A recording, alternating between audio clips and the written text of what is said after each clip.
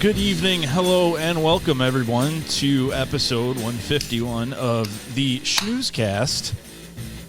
Back from our 2-week hiatus, one man short. I'm Nick, joined by my faithful co-host Cory Selesky, live from Seattle, Washington, Mr. Todd Vincent Money Dillon. What is up? You may notice our good friend and host Dr. Bob McGillicuddy Rankin is not present tonight. This is due to some sort of ailment. We're not sure if it was sexually transmitted or not, but we wish Bob a speedy recovery. We miss you, buddy. So we're coming to you live from the Schnozzcast studios. I know in the past month or so we've bounced around a little bit. But first of all, where can you find us? If you haven't tried listening to us on any other platform, please make sure to check us out in high-definition audio on iTunes, Podbean, Stitcher, Spotify, Pandora, Amazon Music, Audible, iHeartRadio, or anywhere you get your favorite podcasts. We would greatly appreciate it if you would navigate over to social media and give us a like, follow, subscribe. We're pretty much everywhere on social media, but our highest presence is Facebook, YouTube, Instagram, all at Schnozzcast. And don't forget, we have an email that Bob painstakingly reminds us to bring up, schnozzcast@gmail.com. Or if you want to communicate with us during the show. Communicate with us during the show in real time. You can dial in at 618-SHOCKER, or you can text us, the Shocker line. Guys, how are you this evening? Fantastic, sir. Yeah, I think we lost Todd. No, I'm mighty. I was being polite for once. Oh, thank you. Yeah, man, it's good to be doing another episode. Last weekend, it was nice taking the weekend off, but kind of sucked. Yeah, it was cool. You know, sometimes, you got to do the family thing. How about you, Todd? What were your thoughts on last weekend? I needed the break. My mom came in for Thanksgiving, and I love her to death. She is the best mom. So I needed the break. Well, I mean, maybe a close second, but I'll give you that. I don't know about the best mom. But how is Mama Dillon doing? She is doing good, and she is doing even better now that she's back in California, baby. Yeah. So, I don't location-wise, like in California, was she able to drive or would she fly up? Oh, she flew. My mom can't drive anymore. Oh, okay. So she flew in, and I sent her. So, and this, I didn't realize this, but I gave her an early Christmas present. In that when she's on her flight back home, their availability opened up in first class, and so I was able to upgrade her to first class. And I didn't realize that she'd never flown first class before. Wow! So she was absolutely enamored by that. Yeah, what a son you are. I was gonna say, Todd, it took this long for you to fly her first class? Well, she doesn't fly a ton, and I assumed that it was a thing that she'd done before. Tisk, tisk, buddy. Yeah, you got to put her on some more flights, but at least you were able to upgrade her for this one. Yeah, that's pretty cool. So Bob and I had gone out last week. We went out to the bar, got burgers and some food. It turns out he came down with an ailment, and very quickly let me know the next day. I also had something. I don't think we had the same thing, but I was also sick this whole week. So I especially am excited to be back. And I know Bob's probably bummed out that he can't be here, but hopefully he's feeling better pretty soon. So he's got until next week, then he's off the show. Yeah, really. Yes, exactly. We're gonna start pulling our guys from the bench. So we're splitting his pay this week, right? Yes. Yeah, I do. It was bad. I almost called Joe. Almost. I was very close. It was very close. I'm not gonna lie. So Todd, to give you a little insight, right before we got on air, driving over here, Nick had texted in the thread between myself, Bob, and Joe, and that's exactly what I thought it was. Was Nick being like, "Hey, man, if you're able to tonight, come over and make the cast." But I love that Joe and I are the place where the worlds collide. You have to keep us on separate threads. Oh yeah, that's right. That's true. It is a separate thread, but I mean, it wouldn't really make much sense to have him on the Schnozzcast thread. Yeah, it would just. Salt in the wounds. So. Yeah. Sorry, man. We're going to talk about all the stuff. Sorry, I didn't make the cut, Joe. Right, Sorry, but we're going to clue you in on all the stuff that we're doing on the podcast. Yeah, we'll keep you on the practice squad. It is funny because anytime I'll say like, "Hey man, we're all hanging out. You want to come over?" We're like, "Oh, what time?" And anytime I even reference the show, I'll be like, "Oh, after the cast." And I'll be like, "Cool," and like guaranteed to never come over that night. It's like even after the show, he's like, "No, I'm not going to be B-side friends." Where I'm going to come over after the fuck you guys. Like I could just tell through the text that had I said anything else like, oh, Aunt's bar mitzvah, and then we're going right back to my house, he'd be like, all right, I'll be there. But because the Schnozzcast is involved in that conversation, he's like, nah, fuck those guys. So, housekeeping. So got some decorations up for Christmas. That was cool. That took a while, especially being sick. Cory apparently is using a camera, his web camera. Yeah, the new the webcam I got for free from Best Buy. Why? How'd you get it for free? For the inconvenience of them completely screwing up my order. So the guy was just like, "Oh yeah, here, you can take it." What order was that? I did an online order, and I used the PayPal Pay in 4 for it. And when I got there, the guy's like, "Oh yeah, the person picking up the merchandise, or like the worker in the store, couldn't find it, so you're gonna have to reorder it." And so I reordered it, and it's like, "Oh, it'll be ready 3 weeks from now." I'm like, "You're holding it in your hand. I can see you holding it. Like you found it." And he's like, "Yeah, there's just no way I can. Like, there's a process everything has to go through for, our budget and everything, and blah blah blah." I'm like, "You got to be kidding me! Like, this is the most ridiculous thing ever." And he's like, "Well, let me go talk to my manager." And he came back. He's like, "Unfortunately, yeah, we can't push the order through, but." For your inconvenience, my manager told me Merry Christmas, and you can have it. So, wow. Yeah, free webcam. Do you know how much the original cost was? Or I think 110. That's pretty sweet.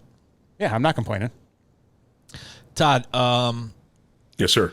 Do you have anything for housekeeping? So I had to kind of pick Cory's brain about this. He came over. I'm definitely not as sick, or I wasn't as sick as Bob. But I was just not feeling well at all, being off work for that long and bedridden. But that being said, Cory saw that we were both kind of in dire straits, and he had said, "Can I come over and pick up my mic in case we can't do the show here?" And I said, "Yeah, that's no problem." So we got to talking, and I remember I asked him about. I said, "Oh yeah, when are we doing that?" When are we doing that thing where we all get together on Zoom and talk about the show? And he's like, "Oh, Todd and I already did that the other night. We were the only ones there." And I'm like, "Yeah, wait, what?" Yeah, I'm sorry. So I must have been in like a cold coma or something with my tonsillitis because I was out, had no recollection of it, and was just bringing it up to him like, "Oh, I don't want to miss it." And he's like, "Yeah, we already did it." Yeah, like I said, I kind of figured Bob wasn't going to be there because that was the breaking of him not feeling good. But I thought for sure you were going to be there. And when I said I was in the room waiting because I was at work, and Todd came on, and I felt terrible because Todd's like, "Well, hey, how's it going, Bob?" I'm like, "Well, I can't really talk right here." I'm like, "Let me run downstairs." Yeah. So we covered some good stuff though. But we are going to have another one to get you and Bob in the loop. So. Well, but the housekeeping item to kind of cut to the chase for your question, Nick, is I think we're going to rework 90 Second Sports a little bit, but be on the lookout for a return soon. Oh, wonderful! I was. I knew you were waiting for that. Yeah, bated breath, but that's fantastic. Yeah, I was wondering what was going on with that. I think we came up with a solid idea for it. So. Okay, is it gonna include more bells and whistles, sound effects? And more bells and whistles. It can. I figure that's something that you'll be working on as well.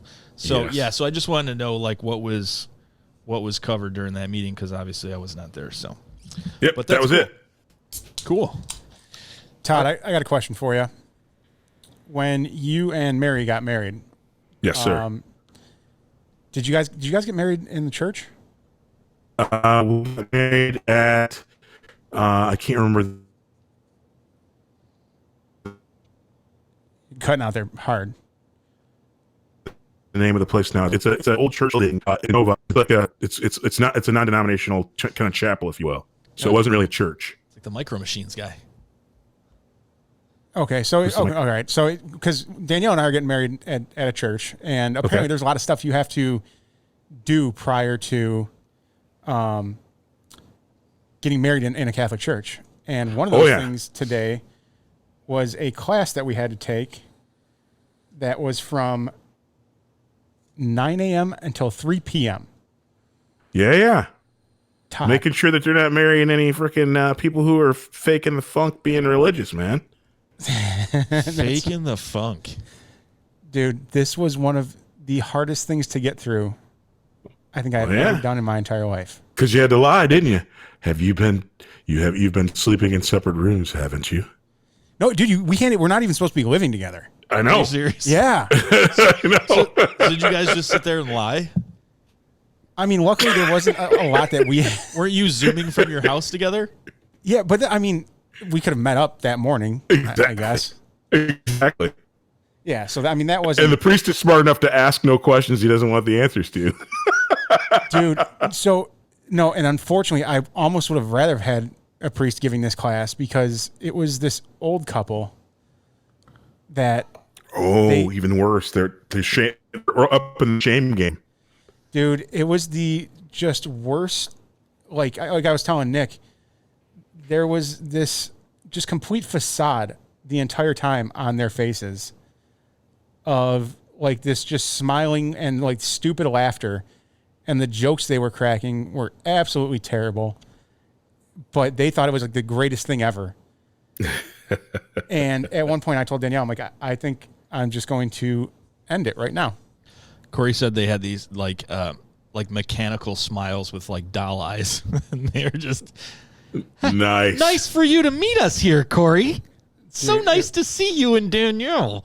It was so terrible. I don't wish it upon my worst enemy for anyone to have to go through that class.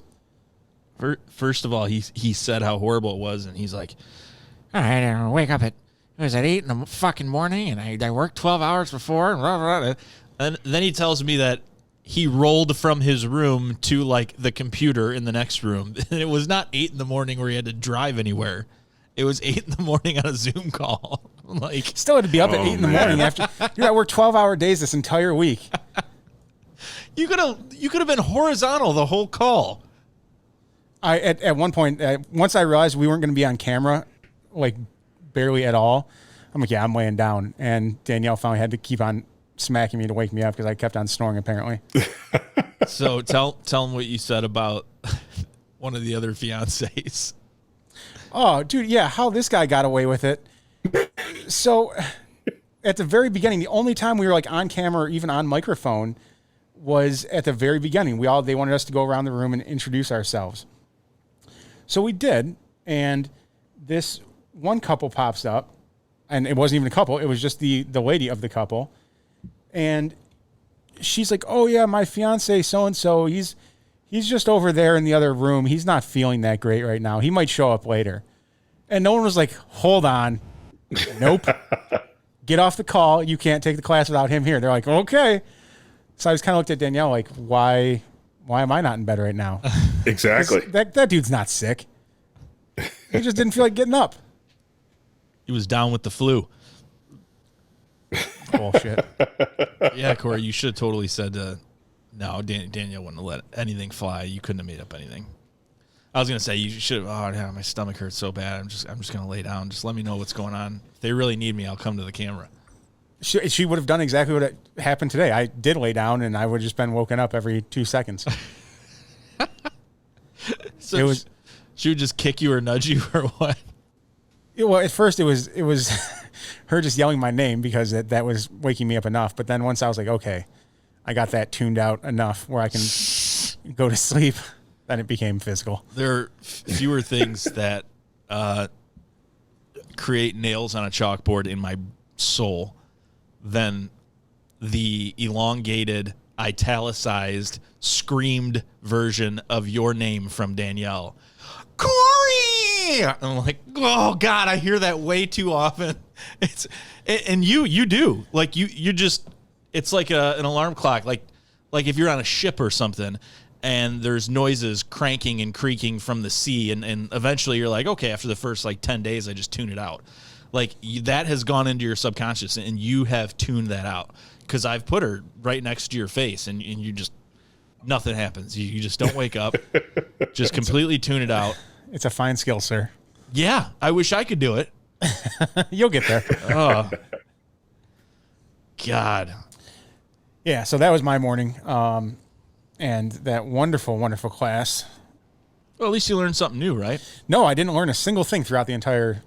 Oh, come on, dude. Just all the stuff you weren't supposed to be doing over the last several years. All the stuff that I've been doing that I'm not supposed to be doing. Exactly. And did you know there's actually a 54% divorce rate to people who cohabitate before getting married? Yeah, I think they get that. I think all the religions get that in their local their handout for. That's fact, buddy. That's fact. You should have. I heard the same thing when I got married. 54%. I was like, Jesus Christ, that's so high. You should have raised your hand and said, "Is it still against the rules if Danielle boo-foos me? Does that count? Does that count against anything, or is that, are we safe on that?" That's so. There was a couple. Just watch Danielle's face. There was a couple times where, like I said, most of the stuff was through the chat that we would answer, and I would start typing out an answer, and halfway through, she'd be like, "No, you can't say that." And the one was like, "What do you appreciate most about?" your partner or whatever. I just put boobs. She's like, "You better not." I'm like, "Oh, well, it's the truth." Listen, Tits McGee. You shut it over there. I'm going to answer the way I answer. God's watching. What was it?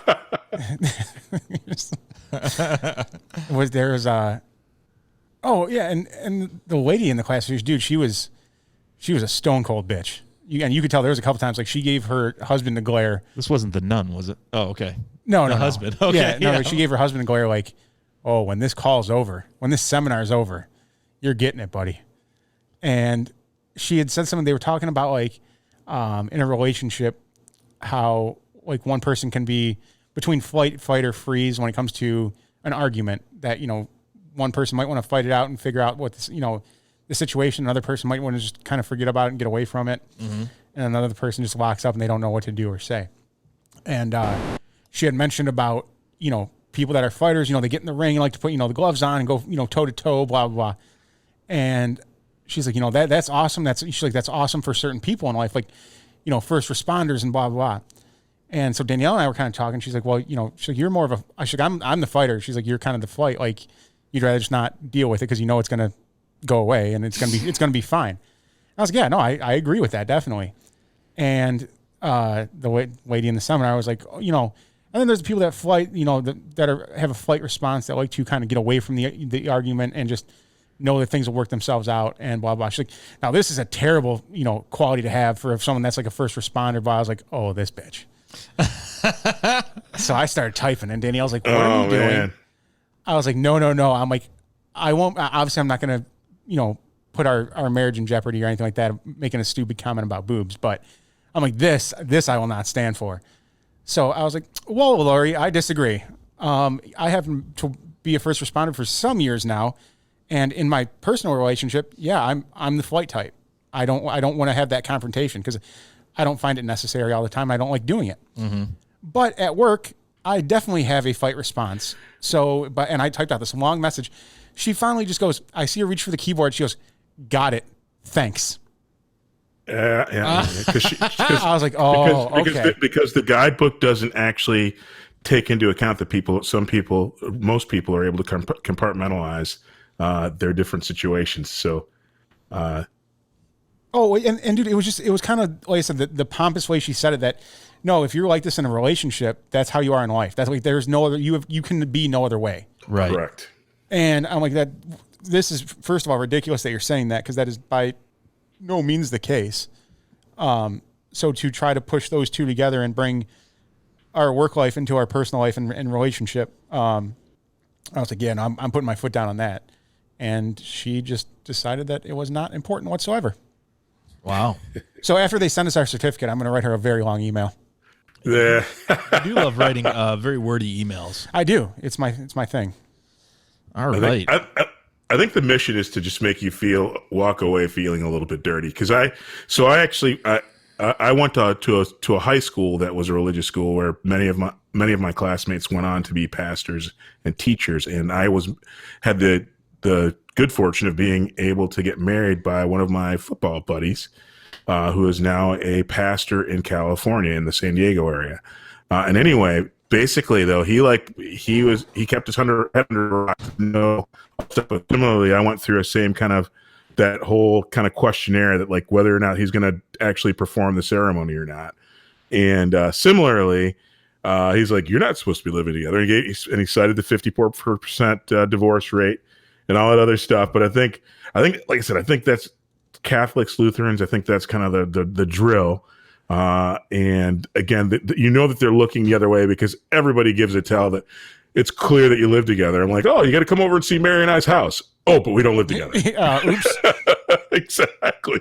Oh, we have 2 dogs together. We have all this stuff, right? It's so obvious that they're like purposely keeping their head under the rock, but they want to make you feel guilty. And then he like ended it like with, I shouldn't even be doing this. And I'm like, in my mind, I was going like, dude, fuck you. I'll get somebody. Shut the fuck up. I'm like, oh, exactly. I'll get somebody else to do it if you don't want to do it. I invited you here, and you're at least getting a free meal out of the deal. So I was like, but yeah, I think that is the drill for probably the bulk of Christianity, that they want to go all heavy-handed about and keep their head under a rock and make you feel a little bit dirty and privileged to be get married in their church. I walked away from that seminar just tired and tired. You're always tired. Well, extra tired. Yeah. Todd, do you have Yes, sir. anything different than Crown Apple in front of you? I do. What do you got? I switched it up this week because Bob made it hard for me last time. Whoa. You don't got to tell us about that. Yeah, Bob did what for you, buddy? He made it hard for me last time. Made it difficult. Anyway, no, I have little Jack Honey. Well, okay. That just made me throw up in my mouth a little bit. Anything fucking honey flavor. Oh, God. I can't even imagine. So I got some apple pie Dr. McGillicuddy's. Cory's got some Pink Lady of the Night or Pink Whitney, whatever the fuck it's called. But yeah, let's go ahead and do a shot. Cheers, boys. Salute. And now it's time for booze news. So this week for booze news, from what I'm told, the boys also have booze news today. So I can, Todd, you got yours ready? I do. All right, I'll throw it out to you to start it out. All right. Well, my booze news is this again. The Thanksgiving time is family and everything, and I also think about how blessed we are to live in a country that doesn't have real dangerous wild animals that are readily able to get into our homes. Because the story that I want to tell you about that kind of grasped my interest is in India, a leopard attack. A leopard snatched a baby out of a woman's home, and the woman chased down a leopard and was able to get the leopard to drop her baby and pretty much get her baby back intact. So the mother was carrying the baby while sitting behind her husband on a motorcycle. And this is a different story. Sorry. When a leopard struck, the father cried. So 2 times this week, women had their baby stolen. Yeah, so I prepped my booze news. There's a story about a woman whose her baby was stolen out of her hut, but I'm actually reading a different story. So literally twice this week in India, leopards stole babies, and that is why we are blessed to not live in a place where leopards steal babies on a regular. But anyway, the mother was carrying the baby while sitting behind her husband on a motorcycle when the leopard struck. The father cries for help were heard by nearby villagers who rushed out and encircled the animal. They started shouting at the animal and scared the leopard into dropping the baby. The attack occurred in a forested region that already had being patrolled by guards. We rushed over as soon as we found out and called an ambulance. A forest officer who was on duty said at the time. The mother was also injured and is in the hospital with her baby, but both are expected to recover. But that was my short, but I thought very interesting booze news that a leopard snatched a baby and a mom went after it and was able to get it back. I feel like you repeated that sentence like 7 times. The mom ran after a leopard. The leopard took the baby. And then another leopard took a baby, and the mom ran after the baby. And the mother, I just can't even imagine living in a place where mothers have to run after leopards that have babies. And basically, the baby was able to come back because the mother ran after the leopard that was taking the baby. I feel like that was the whole article. So you're saying leopards steal babies. Exactly. So in the long and short of things, I feel like Todd wrote down the article and then went to click on the link and it wouldn't open. And he was like, okay. Long and the short of it, here it is. from what I remember. Exactly. He's at India 3 times. He's like, yeah, it took place in India, which we're not in India. There's no leopards that are taking babies, and the mothers have to chase the leopards with the babies. Still a good article, buddy. Thank you. So December 3rd, it was reported that a plumber working at Joel Osteen's mega church in Houston found a large amount of money hidden inside a wall. 7 years after $600,000 was reported stolen by Osteen himself during a break-in. The plumber, who identified himself only as Justin, called into a KILT-FM morning show to recount how he found envelopes full of cash and checks inside a wall while doing work at the Lakewood Church, which is led by Osteen and his wife Victoria. There was a loose toilet in the wall, and we removed the toilet tile. The plumber said, we went to go to remove the toilet, and I moved some insulation away. About 500 envelopes of cash fell out of the wall. I was like, oh, wow. The Lakewood Church confirmed the discovery in a statement provided to KHOU-TV. The amount of discovered money was not disclosed. However, they believe it was right around $600,000, the money that went missing years prior. Recently, while repair work was being done at Lakewood Church, an undisclosed amount of cash and checks were found. Lakewood immediately notified Houston Police Department and is issuing them is assisting them with their investigation. Lakewood has no further comment at this time, the statement said. The discovery comes after about $600,000 was reported stolen during a break-in in the church March 2014. Interesting. What a coincidence, though. I mean, that the guy that built the church would have had almost the exact same amount of cash just hidden away in the wall after there was a break-in a couple years ago. That's crazy. How much was it? I don't know. They didn't say. They wouldn't disclose it. But it was close. Envelopes full of lots and lots of cash. So that can't be good at any church. I know this is kind of a religious theme that we're doing on the show today, but it's just a funny church story as opposed to, a serious church story. Makes sense. Yeah. So that's my booze news. Cory, you got one? I do. And I have to relook it up here because I realized my computer restarted and it kicked me off the... A likely story. Sounds made up. No, because it's a great story. Mm-hmm. Beat India and leopards 7 times. That's all you got to do. Do you know the gist of it? Because you could just repeat it a couple times. I do. Backwards, forwards. I do, but there's... Exactly. Just keep saying leopard. Oh, the leopards. Yes, leopards. Leopards with the And the leopards. mom took the leopard. The mom overcame a leopard to get her baby back. Yeah, I don't know how intact this baby was. I was going to ask. Yeah, He had a few puncture. He just had a few. There were puncture marks. He had to get stitched up a little bit. But Yeah. all in all, for being snatched by a leopard, baby's going to recover. That's wonderful. Probably own cats too. Yeah. time to get rid of those cats.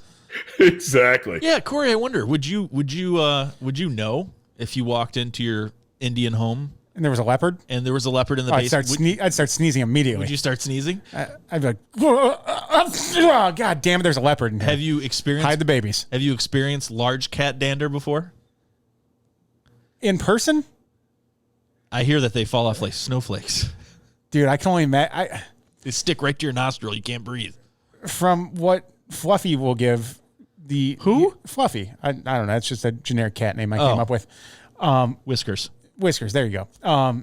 The devastation that creates to my sinuses, I could not imagine what a cat 20 times that size would do. What if it's completely different? What if it's like just doesn't affect you at all? Then it's time for me to get a fucking lion. Yeah. Todd, is that your next pet? I feel like you need a lion or a leopard. Todd's like, I go away for 5 minutes just to walk away during this conversation to watch the game for a second, and this is when they ask me a fucking question. I know he asked me a question. Yes, I want every one of those as a pet. I feel like we're talking to Todd like when we have family in Australia, and we used to call them from like the house phone. We'd have to dial like 27 numbers and be connected like through an operator and stuff like when we were younger, and there was this huge delay. So I feel like when Todd goes to like watch the game, that's the delay I'm experiencing. Like 1989 Australia call from the US. We dialed up the podcast. Like, so Todd, is that right? Exactly. Oh, everything's okay over here. Exactly. Great, Todd. Todd's coming to us via his fax machine. Exactly. Yeah, really. Okay, so I got the story. Okay. I'd say this would be one of the greatest nights that we could have. Like, you remember when we go up to Ray's all the time, and the snow would start coming down outside, and you'd be like, "Ah, shit, this is gonna suck to drive home in," but we still had to drive home. Yeah. Imagine if it were so bad that Jason was just like, "Yeah, you guys got to stay here for the next 3 days." This is not the IKEA, is it? No, this is a pub in England Get the fuck out of here. that is very high above sea level. And they had a sudden snowstorm out of nowhere that left several dozen people stuck inside the pub, I should say, for 3 days. Oh my God. So what does the bar do on that end? Like, is there any like discounts on the drinks, or is Gotta be. They said the owner said basically he gave everything away for free. Get out of here. Dude, it's England. It's different than here. You know, Jason wouldn't do that shit, but Yeah. Well, yeah. So yes, Todd. Go ahead. No, I was gonna say I was once at a restaurant, a bar, where I accidentally saw a rat run across one of the ceiling tiles, and we got all our food and drinks comped for the rest of the night. Gross. Yeah, I don't know if that's good or bad. Hey, but it happens here too. Well, I mean, yeah, I guess if you want to try to correlate the two, I can see a little bit of a correlation. That's disgusting. But yeah, so dude, 3 days they were stuck inside there. So they apparently all gathered together, and for the different nights had like a movie night, they had a game night, and believe it or not, there was actually an Oasis cover band that played on Tuesday night. Dude, I heard about that. If you had to guess what their name is, what would you say the Oasis cover band? I already know the answer. Nick? Mirage. No, it's too on the nose. It's very on the nose. This is what made me laugh when I was looking up prior to the cast. Noasis.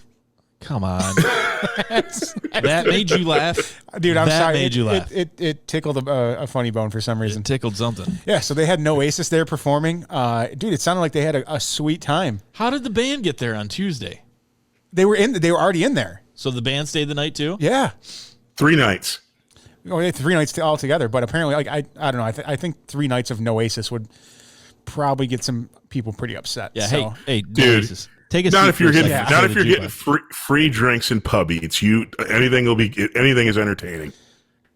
I don't know, man. Ooh, that's a tough call. Yeah, could you imagine? I mean, just think of yourself. Remember you on St. Patrick's Day when it was like 4 PM, you had to leave. You're like, yeah, I'll be back. I mean, we had only been drinking since like 10 AM. Yeah, 3 days. 3 days of hardcore drinking like that. I would probably be breaking Noasis's instruments. I think you'd be in a like hibernation stance in the corner, just asleep, passed the fuck out. Although one of the band members did comment that we had been drinking for so well and for so long, it was kind of disorienting. He was like, "This is dangerous." And maybe they started playing good music then. Oh, well, that's what Oasis needs, let alone the Noasis. Oh my God! All right. Well, that's pretty awesome. I wish I was fucking there on so many levels. Tan Hill Inn. The Tan Hill Inn, that's what it's called? Yep. If you ever want to go. We have to make a trek there. I was going to say, we'll figure out when the next big snowstorm's coming. We'll make the trip the day before. Yep. All right. So moving right along, tonight we are going to revisit, I don't even know if our segment has a title, but we're going to revisit the top 50 songs of a certain time period. And wasn't this the music mashup or some shit like that? I never got on board with that. I never agreed to that. But we're gonna do the top 50 songs of 1995. So 1995. So just get that in your brain, and just think about all the different songs. Hopefully, at a certain point when we can stream on Spotify, we'll be able to play some of this music because apparently it's royalty free from what we hear, but we haven't worked all the kinks out with that yet. So number 50 is "I'll Make Love to You" by Boyz II Men. Oh yeah, Awesome song. yes. I'm surprised it's 50. Yeah, but they had so many songs. I can imagine that there's probably other ones. Brandy is number 49. "I Want to Be Down." That was remember okay. that one. I don't remember that song. How'd it go? That one. Are we allowed to sing it? Down with you, baby. Oh, yeah, I remember. Yeah. That was Brandy? Believe so, unless I'm singing the wrong song. I've never heard of it. Yeah, you could be. You're probably right. Yeah. Sukiyaki is the name of the song by a band called 4 p.m. is number 48. I never heard No of that idea what either. that is. Write that down because we'll have to look that up. Yeah, I definitely want to look that up. Yeah, Sukiyaki. S-U-K-I. Sukiyaki. Sukiyaki by the band 4 p.m. Got it. Number 47 is Notorious B.I.G. Big Papa. Surprised that it's that close to 50. Number 46, Before I Let You Go by Blackstreet. I was a huge Blackstreet fan, by the way. I had the Blackstreet CD. They were fucking awesome. Soul for Reals, number 45, Every Little Thing I Do. Number 44, Melissa Etheridge, I'm the Only One. Number 43, Shy Guy by Diana King. I have no idea what that is. No idea. Come on, Cory. You're supposed to know the 90s. You won a contest several times during the beginning of quarantine. Yeah, but that was music we all knew. You didn't know it. You wouldn't have played that song because you didn't know it. Maybe I would have. I don't know. Method Man featuring Mary J. Blige, I'll Be There For You. You're All That I Need to Get By is number 42. 41 is Collective Soul, December. Hey, I was muted for some reason, but the Method Man and Mary J. I still play that to this day. Do you really? I do. I love that song. How does it go, Todd? You're all I need to get by. And then Method Man does.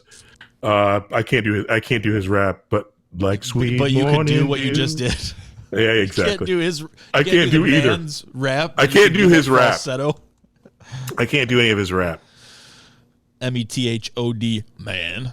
Yep, exactly. Collective Soul, number 41 with December. Number 40, Moken Steph.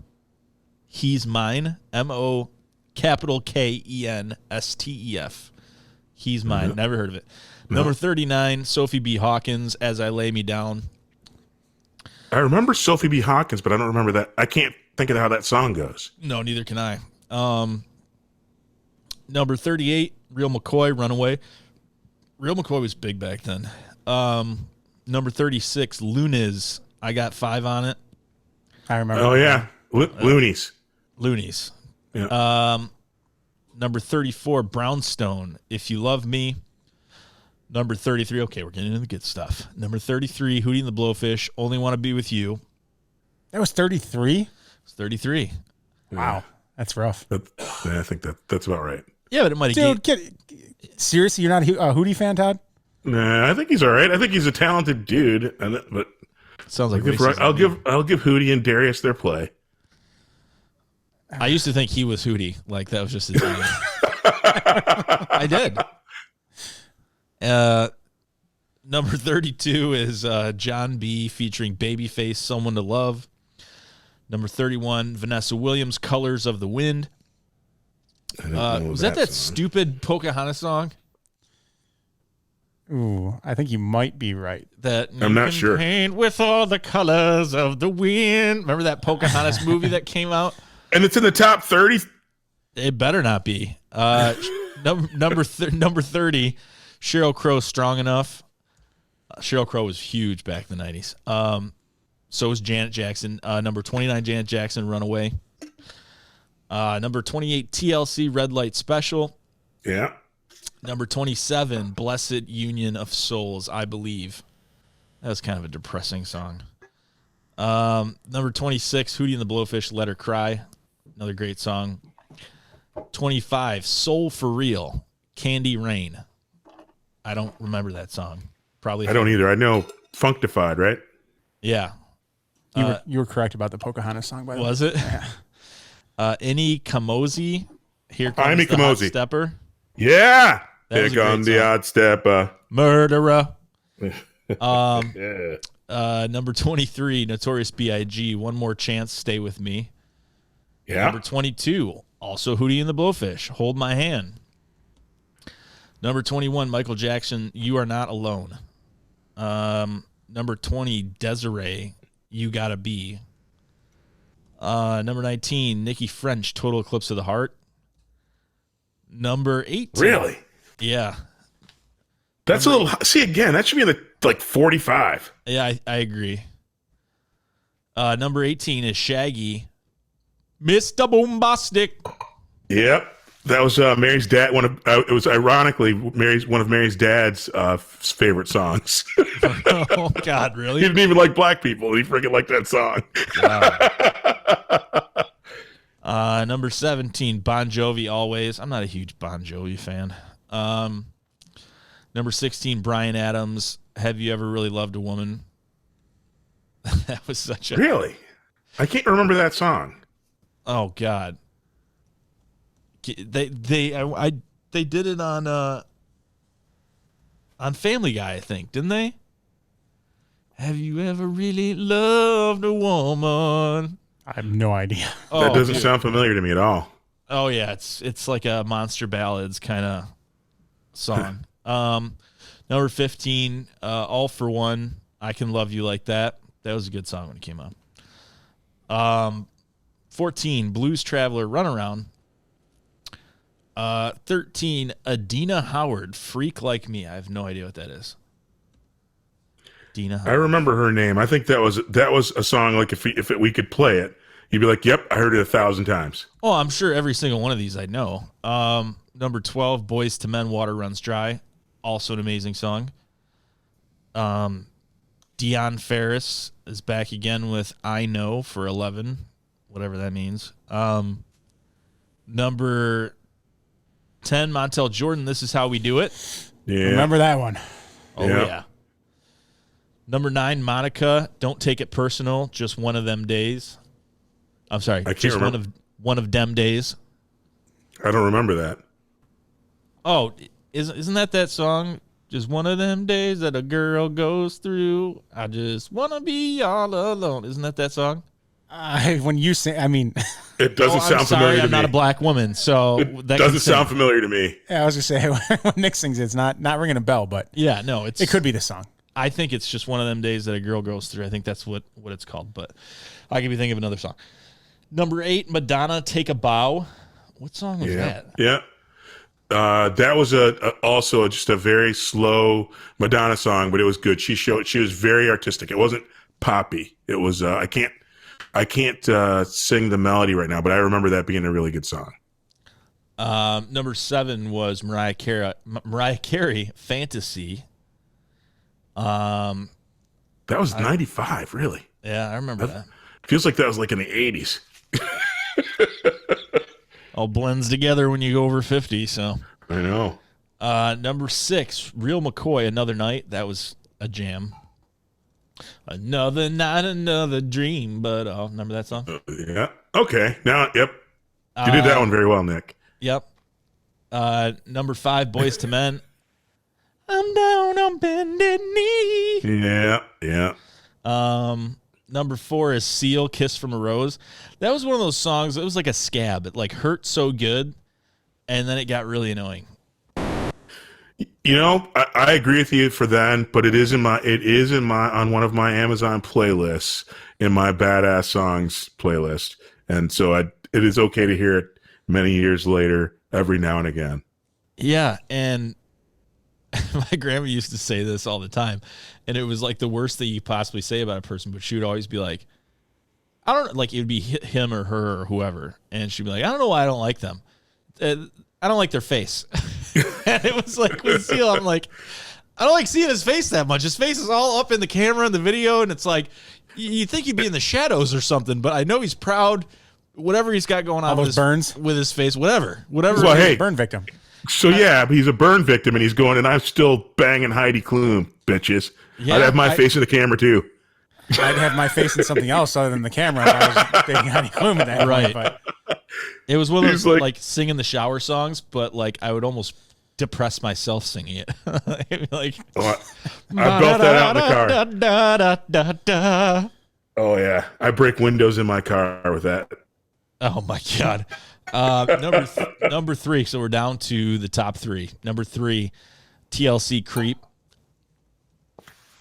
Good Yeah. song. Yeah. Yeah. Oh my god. Top 3 though, Dude. They are 2 of the top 3 TLC. The next one up is Waterfalls. Okay. And this is the top song. Top number 1 song 95. 1995. And I cannot believe this because of all the potentially good songs that were on here. I believe it just because I remember how many times I heard it. But it's still number 1. Number 1 is Coolio Gangster's Paradise. You could have said worse. Yeah. You definitely Yeah. could have said worse. Yeah. I was thinking I was going to be very upset by the answer, and I'm really not with that. I'm with you. It's that's the only other It's thing. probably it's still his best piece of work. I don't know. Yeah. I don't know. Gotta get up to get down is pretty good. No, It's dude, good. Gangster's Yeah, but Paradise. Gangster's Paradise Gangster's is Paradise was that's a hymn yeah. of that genre of music. Do you think that see, now we're going to hymns. This is all about the church night. This is the whole thing is about yeah. The priest is going to be very intrigued when we start playing that in the church. Yeah. Do you think he'd be able to get away with it today? Get your woman on the floor. The lyrics. No, the lyrics definitely wouldn't fly today, but What is that supposed to mean? the rhythm and the sound of the song. I mean, it's timeless. People still sample it in a ton of music. Name one song that they sampled it in. Since there's a ton, I mean, you could just like grab Weird Al Yankovic actually made a song off of it himself. Well, he makes a lot of parody No, songs. dude, it's actually he has said himself that he is very selective about Amish Paradise. who he will make a parody A of. parody of. Yeah, that's true. It has to be a hit, like a very big song, for him to even consider doing it. So for him to do that for Gangster's Paradise, that's actually that lends a lot of credit to that song. Friggin' huge credit. All right, moving on. Let's see here. So we're gonna do some yes or no questions. Going down the list here. Let's see. Oh God, I thought that said, "Do you have a drinking problem?" I'm like, I know what to say with that. Yes. All right. So we're gonna go through some questions here. All right. Cory, what is your zodiac sign? You don't have to. It doesn't have to be yes or no, but I was gonna say, just quick questions. Yeah. Well, the question was, No. do you know your zodiac Oh sign? yeah, I'm Capricorn. like, okay.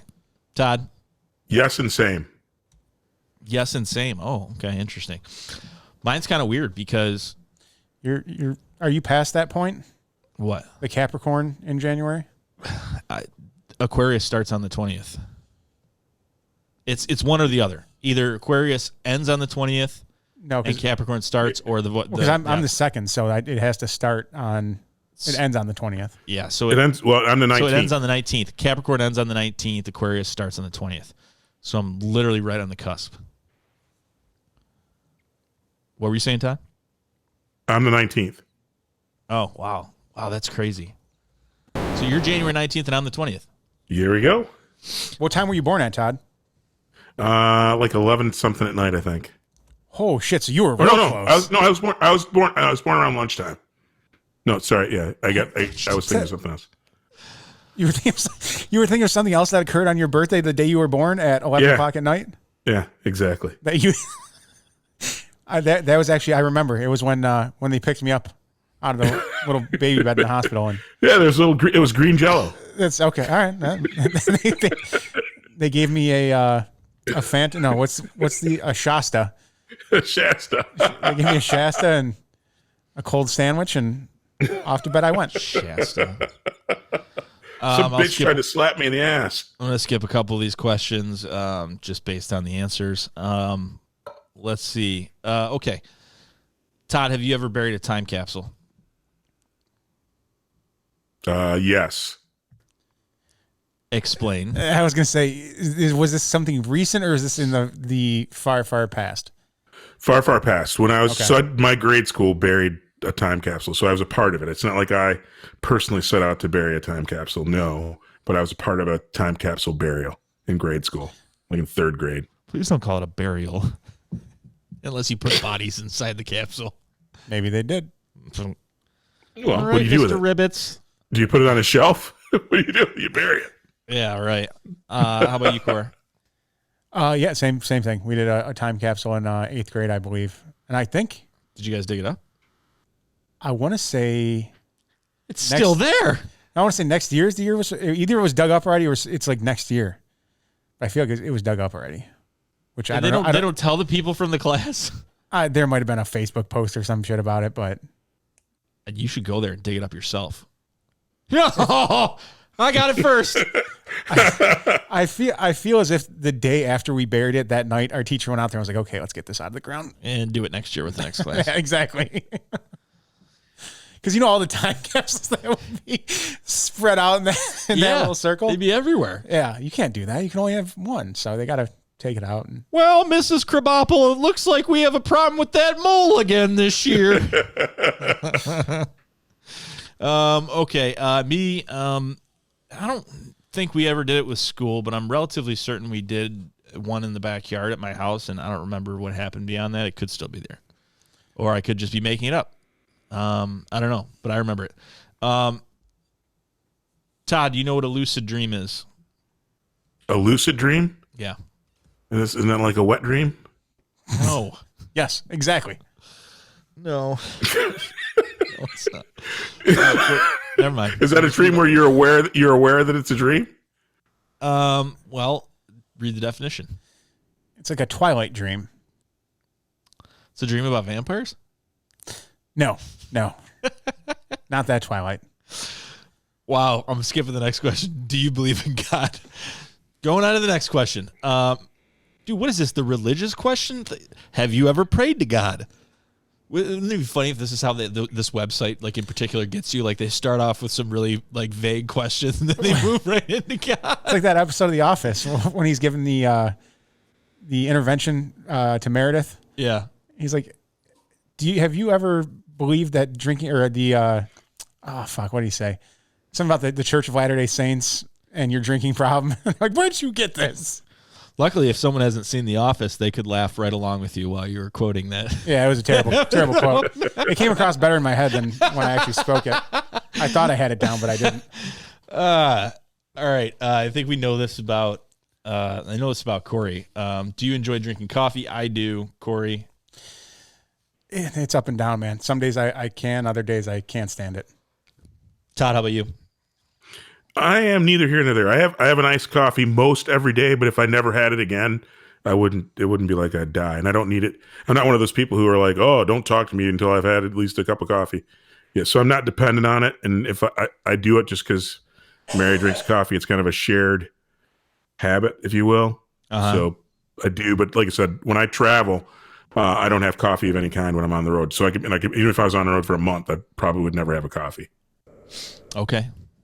Yeah, I love coffee. I'm not a person that drinks pots of coffee, but I usually very much need to have a cup of coffee in the morning. And I am one of those people, regardless, even coffee or not, like, don't talk to me in the morning. I'll end a friendship in the morning, so I will. It is a funny story. Like, my mom used to, friends of mine used to come over in the morning, and I'd have to go with them to walk to the bus stop. Excuse me, and my house was on the way. And I used to tell them all, like, don't fuck with me in the morning. And I had this one friend that was just super punctual, and he would come over super early and like talk to my mom and all this crap. And so a lot of times I was not awake, and for whatever reason, she thought it was a wise decision to send him upstairs to try and wake me up. She's like, you need to go upstairs and wake up Nick. I've tried a couple times and he won't get up. So he'd come up there and I think I'd swing at him and stuff.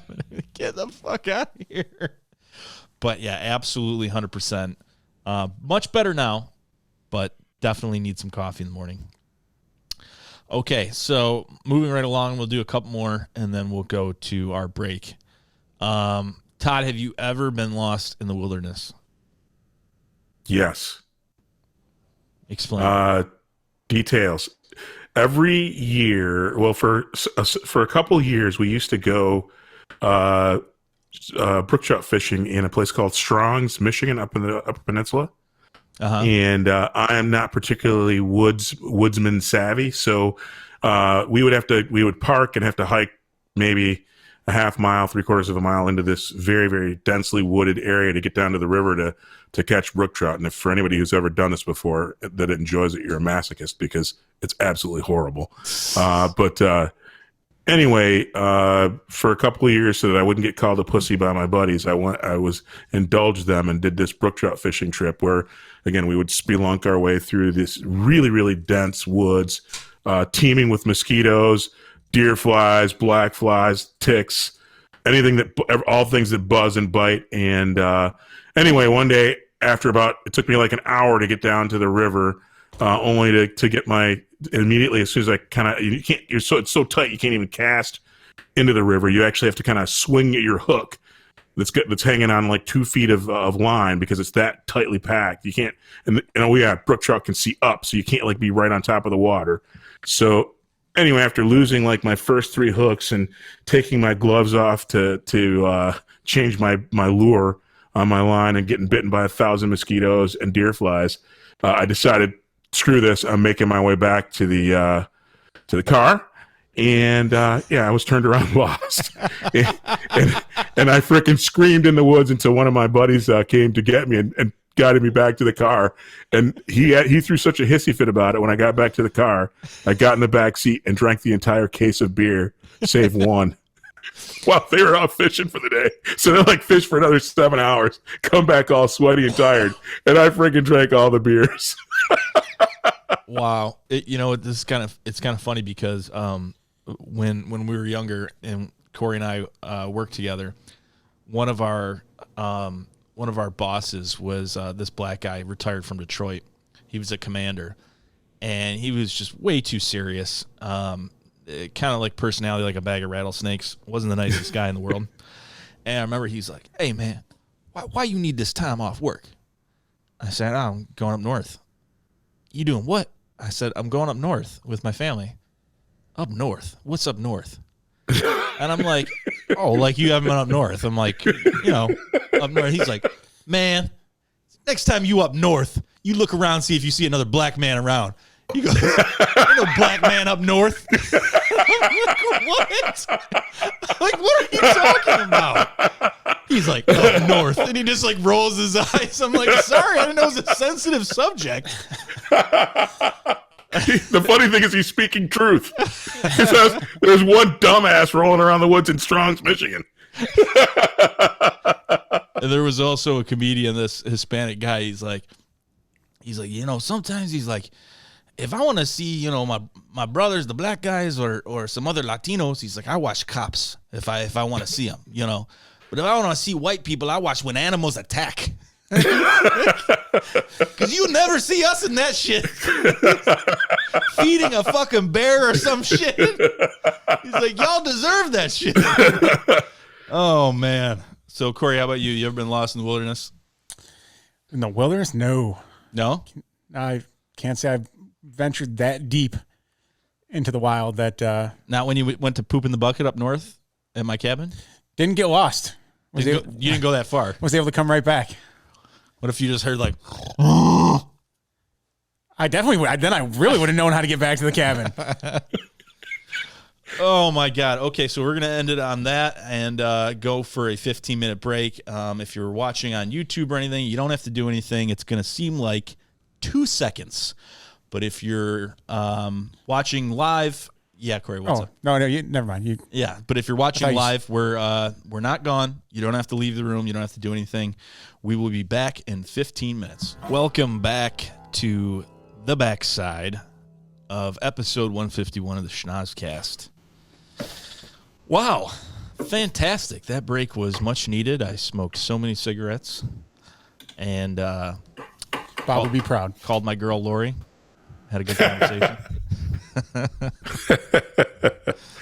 Oh, yeah. So we can come back to some questions here in a little bit. But for right now, it's the MF and Gentleman's Agreement. Oh, done. All right, Gentleman's Agreement.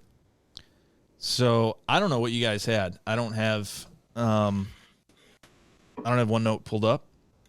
Cory, what were you assigned? Eastern Promises by Bob. By Bobbert Rankin. Yes. Okay. How was it? It was good. It was kind of your classic gangster movie. But the twist to it was based in London with Russian gangsters. Okay. But pretty graphic scenes that were very, I shouldn't say funny because they don't really go hand in hand, but they were pretty funny to me at least. There was a scene in the barbershop, one of the opening scenes, and this younger guy ends up slitting this Russian dude's throat in the barber chair. Spoiler alert. Yeah, sorry. It's from like 2003.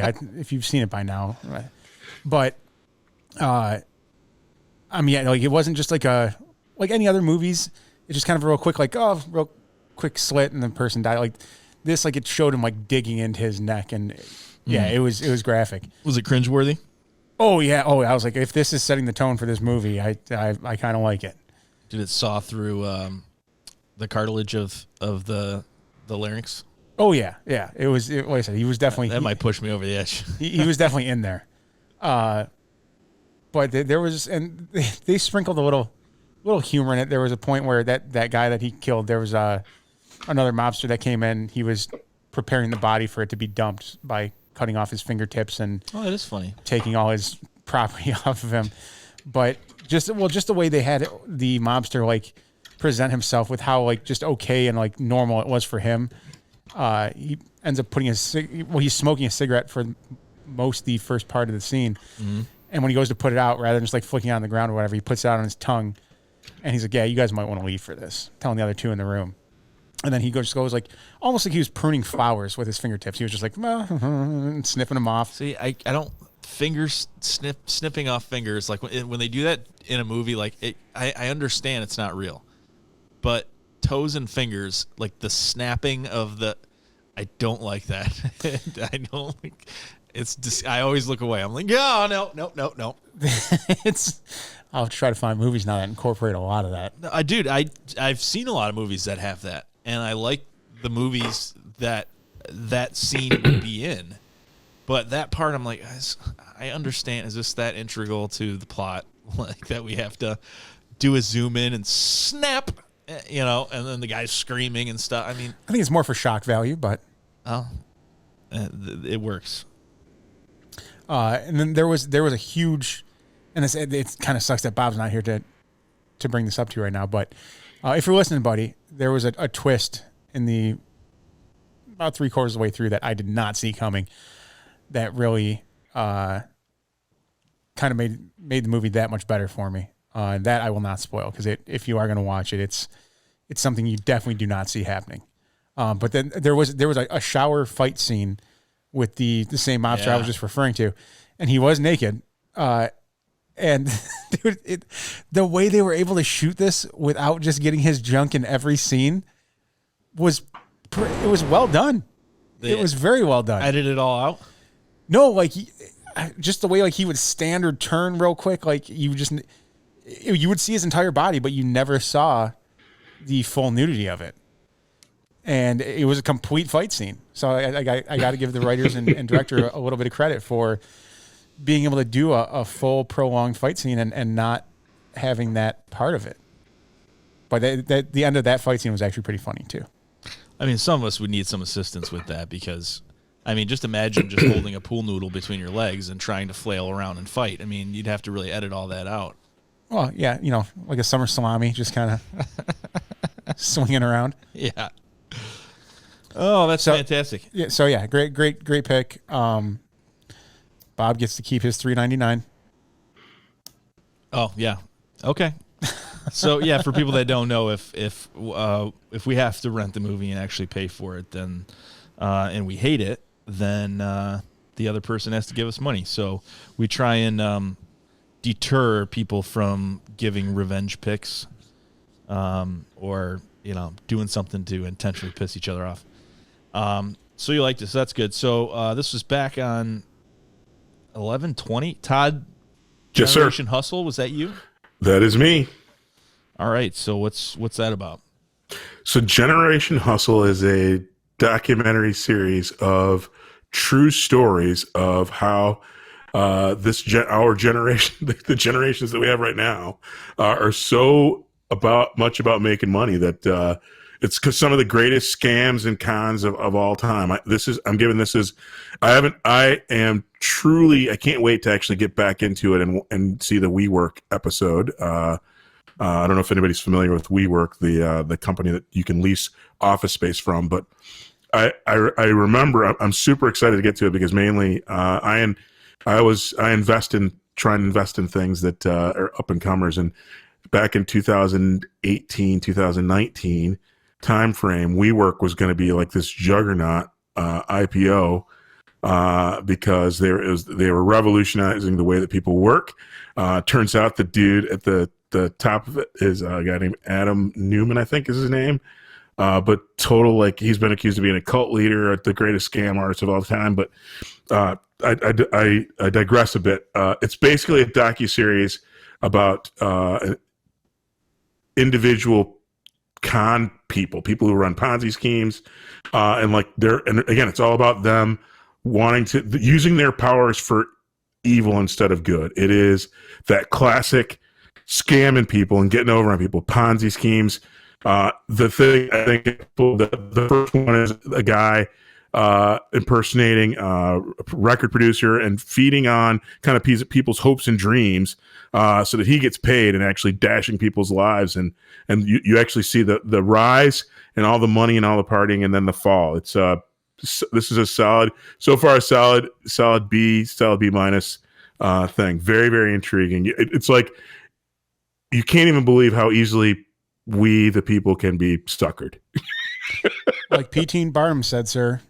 Yeah, one born every minute. Oh my God. That's crazy. I should actually assign this. I've got a couple guys I know that are married that had some WeWork done, so they might like this. They might actually. It's just interesting to know the story behind it, right? It was like going to be this booming juggernaut. They're still around. They're still doing business, but it's not what it was cracked up to be. Yeah, dude. Yeah, seeing the backstories behind some of those companies and some of the fronts that people put on, it's insane. Like the amount of money that they came into, like you said, that on the rise of those businesses. Yeah. And people throw money. If you see certain people, again, and it's funny, I think that's the whole cryptocurrency thing. I think this is very intriguing to me because it's like Dogecoin goes from nothing to a thing where people made a shit ton of money. And then Elon Musk shows up on a Saturday Night Live special and tanks it. Then the rise of Shiba Inu, because it's like, hey, if these guys are putting their money behind that, why wouldn't I? Right, and I think WeWork was, from what I remember from the documentary, was one of the biggest scams out of all of them. Absolutely. Well, like I said, that was the thing I wanted to buy into, but it's like it's too expensive, and it's actually worth. You know what I mean? A lot of people made and lost a shit ton of money on that. Oh, big time. I mean, if you were able to get out at the right time, absolutely, then yeah, you could have made a butt ton of money. But the issue being, you really didn't know when that time was, because the way it was portrayed was they were just always on the rise. There was no over that hump. Like, okay, things are plateauing or going downhill. No, the way that they were up able to, and then crash. right. And then to see what they then this again, I'm excited to see that whole thing, but to see the partying and the exploits when you're so rich that when you can do things that are just shameful. Yeah. Well, I'm glad you liked it. Yes. And then you're going to finish it. So excellent. Yeah, absolutely. Okay, fantastic. We did take a 2-week hiatus, so you'd think I would have watched my movie, but I did not. All that time, buddy. I know. What'd you have? I had True Grit. Yeah, during the holidays I was too busy, and then this week I was so sick I didn't feel like watching or doing anything. So yeah, I'll watch my next week. I'm not going to do a new assignment. I'll catch up. So the algorithm is Todd has Cory and Cory has Todd. All right, that was easy. Okay. So if you want to think of something? Actually, I actually have something in mind. I've been waiting for Cory because I have a documentary that I don't know that he's seen, but I want to make sure I have the name right because I've been screwing that up of late. But can I make one public service announcement? Yeah. Hail to the victors, bitches. Hail to the victors. We are. They won, and they won convincingly. They did a thing that Michigan doesn't normally do. Do 90-second sports. Damn Skippy. You mean win? They won, and they won convincingly. They actually put the hammer down on somebody. They won a game they were supposed to win, and they won it handily. So let me tell you this about Michigan. Of course, I don't get involved in sports. Oh, boy. Todd. I don't. I don't. Buckle up, buddy. This is what you've been waiting for. The only parties I ever went to were on the banks of the Red Cedar, as the song goes. And so my heart always went to MSU. And U of M people, some of them can be kind of stuck up. Regardless, if I had to pick, it would have I would like MSU, but I'm not really into sports. But let me tell you this: we had a personal chef gig during the Michigan-Ohio State game at the Big House. And we were not at the Big House, but we were like maybe a mile and a half away. So this was what, like last week or something? Yep, last weekend. Yeah. And it was during one of our first big snowstorms. So my Uncle Mike, being the soothsayer that he is, it was like, hey, you know what I think you should do? I forgot to bring these coffee cups. Why don't you head up to Gordon's and pick up some coffee cups? And I'm sure there's one around here. And I'm like, oh, okay. So I look it up on my phone. First of all, I'm getting no service anywhere. Because all the people. No service anywhere. Yep. And so finally I'm able to bring it up. And it's like, oh, Gordon's Food Services, 1.8 miles away. I'm like, oh, sweet. Awesome. Almost died on the way there.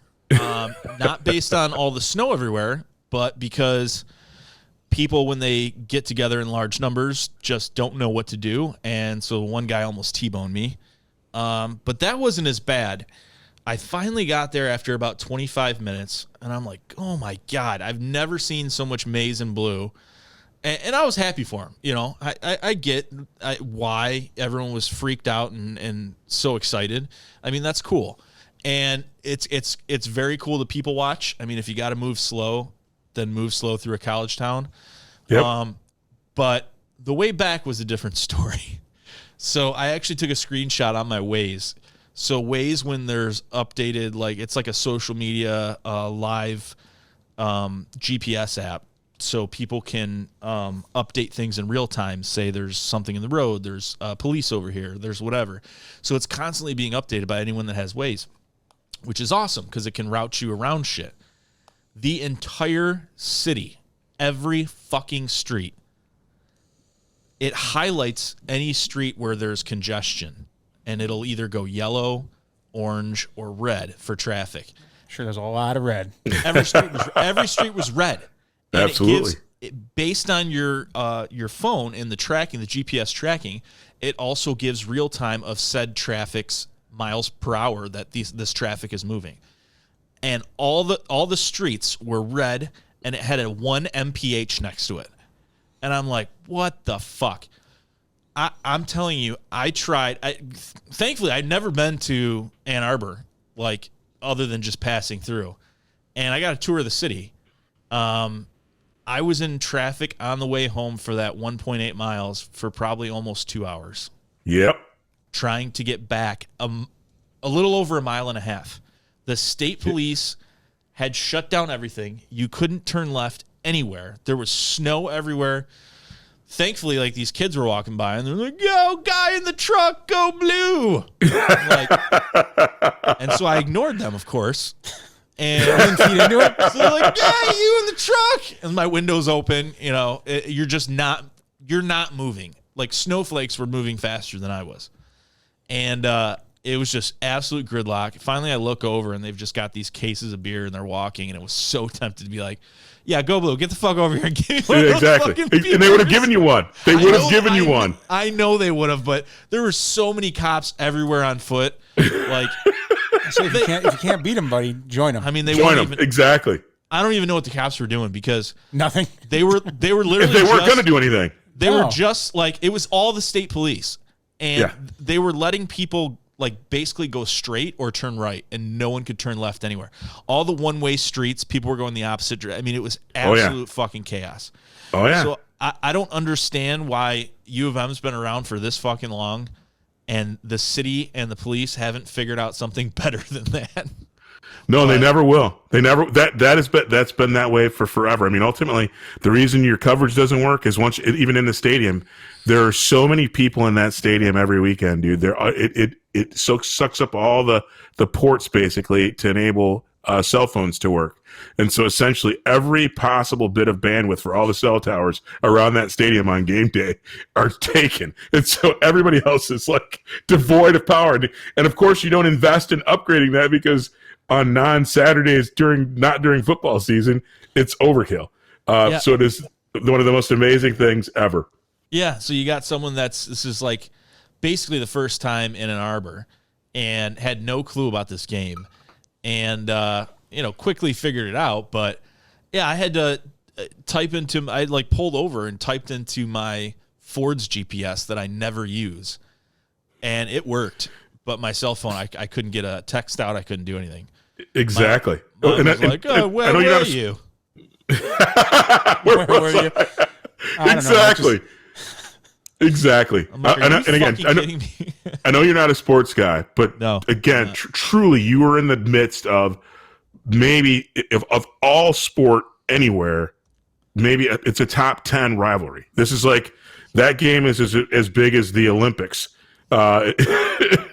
Like the whole of them. I mean, it's that big a rivalry, and the fact that Michigan won and at home, having been a Michigan season ticket holder when I still lived in Michigan, you should put on your bucket list, sport fan or not, to watch a football game against a real competitor at Michigan Stadium, and you will be in awe of being a part of a crowd of 107,000 plus people. It is absolutely amazing. It is absolutely breathtaking. I was a part of that crowd, Todd. You were. Yeah. And then the number goes up because a bunch of those people didn't even get into the game. The funniest part was that they were probably looking at me like I was insane because I was the only person that wasn't wearing maize and blue. Like the entire everywhere you looked, it was like it was crazy. You know what's really funny though? Had they have lost, you would have driven through there no problem. I'm sure. Once that game was over, you would have been free and clear. No, there still would have been 8 billion people. It'd have been a much more docile crowd. But at the end of the day, they still cramp because again, capacity is like 107,000, and they actually jam like 115,000 people in the stadium. And all those dudes, actually, if it had been a blowout the other way, the only good thing you'd had going for you is people would have left in the third quarter. That's what I'm saying. You wouldn't have dealt with half the amount of the crowd and those people being that amped up. Everyone would have just. They would have let cars through. Traffic would have moved fine, but yeah, you'd have been madder. You wouldn't have seen such joy on people's faces. Yeah. And we see him heading in that direction. The 20. He's going for 40. And it's 90 seconds forward. So that was 8 Minute Sports. I love it. This shot's been sitting here for a while, so we're gonna go ahead and take it. I need it after all that sports talk. So, cheers, boys. Hail to the victors. Oh, yeah, but that was quite an experience. It was annoying, but it wasn't horrible because I was on the clock. It was a beautiful, first winter snowstorm. So, everything was dusted and covered with snow. So that was really cool. And the people watching was just, even if you're not a sports fan, it's kind of cool to sit back and just watch that many people, Oh, yeah. Oh, most definitely. Did you guys drink your shot already? Oh, yeah. Oh, hold on. I got mine ready. You guys went before me. Hang on. Oh, sorry. Salute. Yeah. Strovia. Shibuya. Shibuya! Thank you. All right. So, new assignments. Did you give them out? Yep. I'm ready. I'm ready as well. Corey, Have you seen Bad Sport?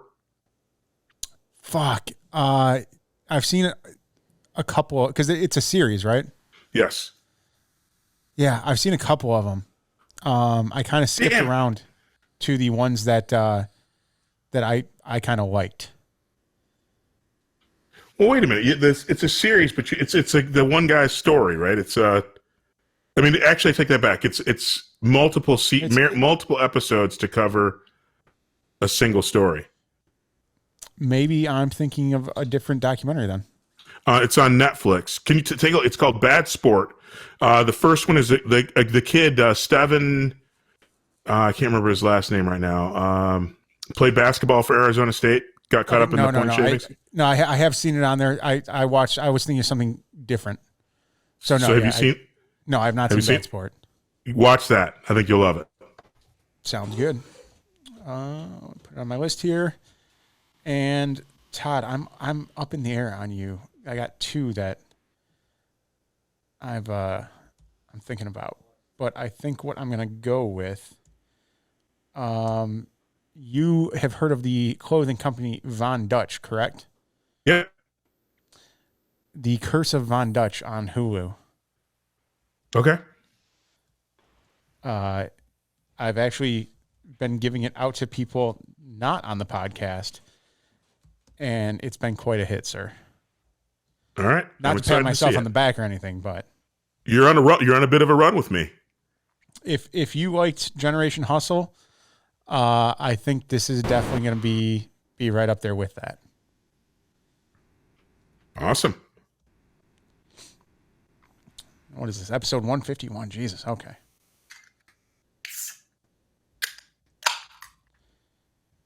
What are you drinking tonight, Todd? I've been a little all over the place, but right now I just cracked open a beer I just got this week from the Rogue Brewing Company called Colossal Claude. It is an Imperial IPA. It is very, very good. I've never been able to do the IPAs. I used to not like them because it was always a race to see who could make a thing hoppier than ever. Yeah, that's what I really can't do with them. I think people have figured it out. I think you should dip your toe in the water again and try something you haven't tried before. Because what I found now is, again, I got back into the IPA game when my brother-in-law tipped me to hazy IPAs or New England IPAs, which were not, while they're hop forward, it wasn't like I'm going to make it as bitter and grapefruity as possible. It was edged off and done in a really good way. So I started really, really liking those. And then, again, tip my toe back into Imperial IPAs. The dog, if you don't like IPAs, you should give the Dogfish Head 60-minute IPA a try. And then recently I got the 90-minute IPA by Dogfish Head. Dude, out of control, really, really good. Not crazy grapefruit, bitter, hoppy junk. So yeah, I think people have figured it out. I think the early on I was with you, I was with everybody else. I'm like, no, too much. It's how many hops can I jam into this thing? And I think that people have kind of figured it out, and there are so many out there now. I would say that even if there are probably still 100 IPAs I won't like. I'm in the game. In fact, I probably have like 6 or 7 of them in my fridge right now. Are you guys doing pick of the week? No. I was just asking about what he was drinking as far as beer wise. Todd, have you tried a Dogfish Head's 120-minute IPA? I haven't had the 120. I've had the 60 and the 90. Oh, hold on. Okay. So there's a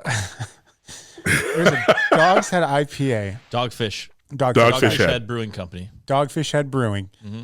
Yep. And they make a 60, a 90, and a 120. Yep. That I assume are all basically the same flavor, base of the same flavor. No, They're a little bit different. It's just they're different. Yeah.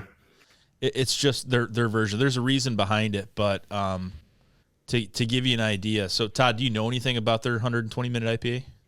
I don't. The one thing I was going to tell Cory though is I know that the alcohol goes up the higher the minutes. Oh so yeah.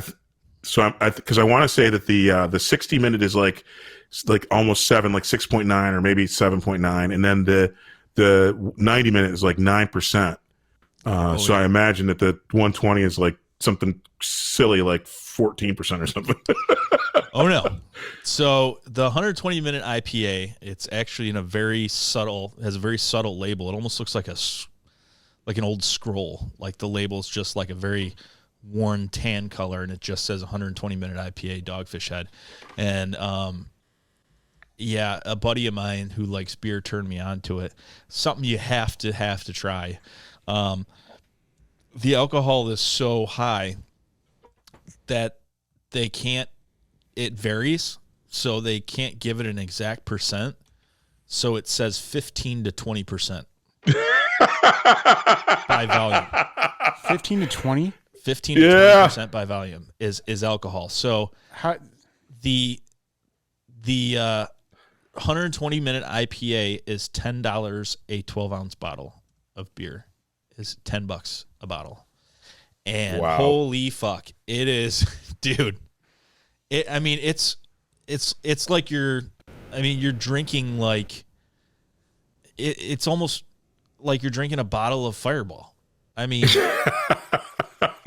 Yeah, but you're trying to enjoy it as a beer because it tastes like a beer, but it's so high in alcohol, so it's really good.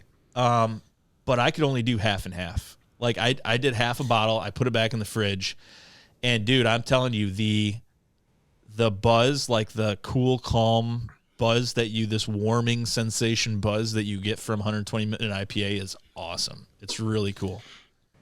That almost just seems like too much. Like I think that the highest content beer I've ever tried was 7%. That was Voodoo Vader.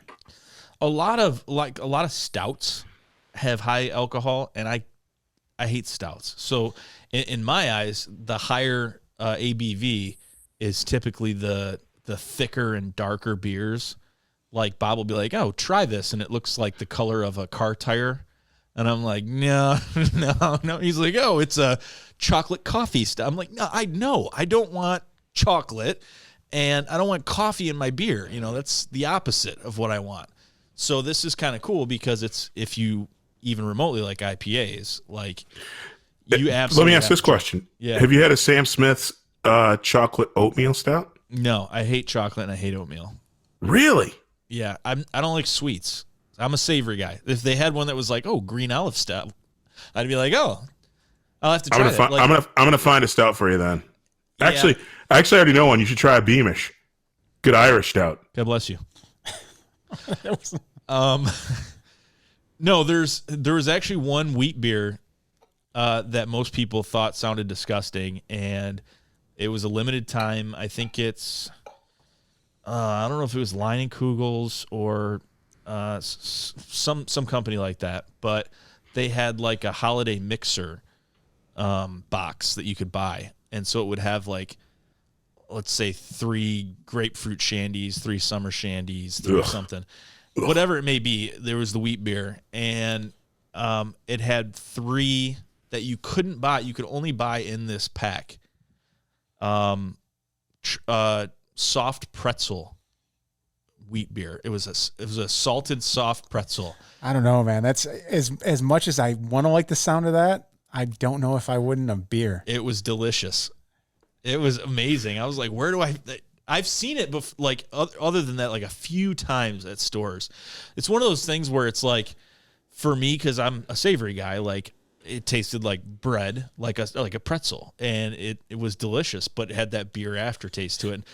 Dude, if I could eat, I'm German, so if I could eat fresh soft pretzels and beer all day long, I would fucking do it. And sausages. Sprechen Sie Deutsch? Yeah. Yeah. He doesn't eat those. He just puts them in his mouth. Yeah. Just He likes wieners. He likes all manner of wieners. Yeah. Oh, yeah. Wait, yeah. Yeah. But you have to remember that German food and Polish food are very similar. I know. They're kind of one and the same. Yeah. But No, they're not one and the same. Actually, having been to both countries, they're not one and the same. toot toot. I said they're kind of like one and the same, Todd. But yeah. Devoid of a lot of spice. Yes. Oh, yes. They are both very bland. They're very bland foods. Yeah. like- They take advantage. Always a lot of pepper and salt on the table.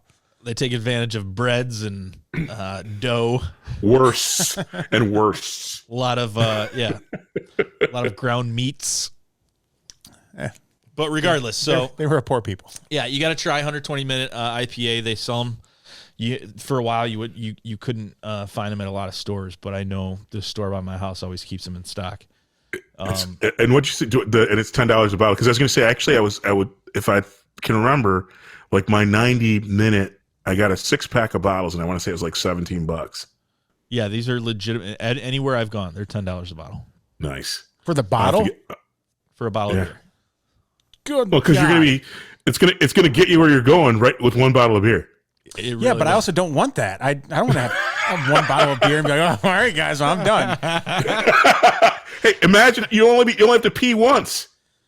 I would. Yeah, and I'll be sleeping right afterwards. Dude, I would absolutely love one night for all of us to buy one bottle of 120-minute IPA just for the show. They all passed out on the cast. The live stream went on for 3 hours, and no one said a word. So you got to tell Todd about the time you came to my sister's house. Oh, geez. Okay. Well, let me take a piss first, and because it's not a long story, but it's a good. It's story. not a short story.